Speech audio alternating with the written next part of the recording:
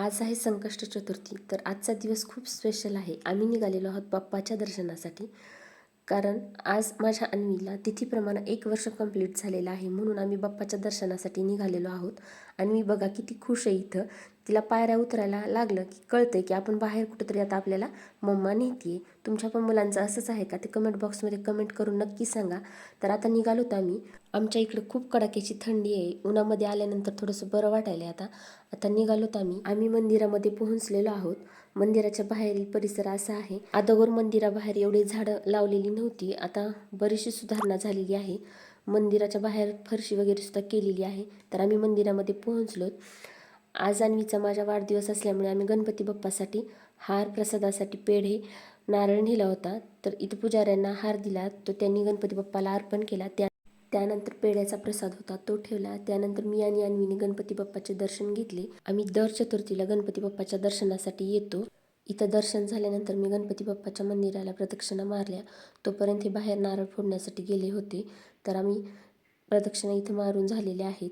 इथं दर संकष्ट चतुर्थीला भजन चालू असतं ह्या मंदिरामध्ये. तर अन्वीला सुद्धा घंटा वाजवायची होती, तिने सुद्धा इथं घंटा वाजवलेली. त्यानंतर आम्ही सुद्धा थोडा वेळ इथं भजन ऐकत बसलोत. अन्वी बघा इकडे तिकडे बघत होती, कारण इथं जो एक छोटा मुलगा आहे तो तबला वाजवत होता आणि त्याच्याकडेच सारखं तिनं बघत होती, निरीक्षण करत होती.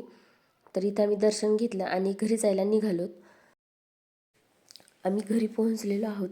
घरी आल्याबरोबर अन्वीनी जी टोपी होती बांधलेली ती काढून टाकली. तुमच्या पण लहान मुलांचं असंच होतं का ते मला कमेंट बॉक्समध्ये कमेंट करून नक्की सांगा. इथं अन्वीला बसवलं. त्यानंतर इथं मी भाजीपाला जो आणलेला होता तो व्यवस्थित स्वच्छ धुवून ठेवलेला आहे. त्यानंतर लगेच मी इथं मोदकाची तयारी केली.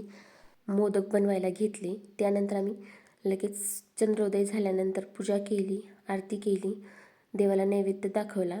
इथं अन्वी साईडला बसलेलीच होती, सगळं बघत होती तिनं. त्यानंतर आरती झाल्यानंतर तिला सुद्धा आम्ही आरती दिली, मुक्ताला दिली. त्यानंतर पूर्ण घरामध्ये आरती फिरवली. त्यानंतर अन्वीचा वाढदिवस असल्यामुळे तिचं औक्षण केलं, तिला हळदी कुंकू लावलं, थोडा पेढा तोंडामध्ये घातला आणि तिला ओवाळून घेतलं आणि एक गोड पी घेतली तिची. त्यानंतर आम्ही पेस्ट्री आणली होती, ती कट करून सेलिब्रेशन केलं. तर इथं बघा अन्वी कशी खुश आहे. तिच्या तोंडामध्ये मी थोडासा केक घातला. त्यानंतर संध्याकाळी आम्ही सगळे जेवायला बसलो. जेवणामध्ये वरण भात, फ्राय केलेलं कारलं, गवार, ककडी, लोणचं आणि गाजर होतं. तुम्ही पण या सगळे जेवायला. व्हिडिओ जर आवडला असेल तर व्हिडिओला लाईक करा, शेअर करा आणि चॅनलला सबस्क्राईब करा. भेटूया नवीन व्हिडिओमध्ये. बाय.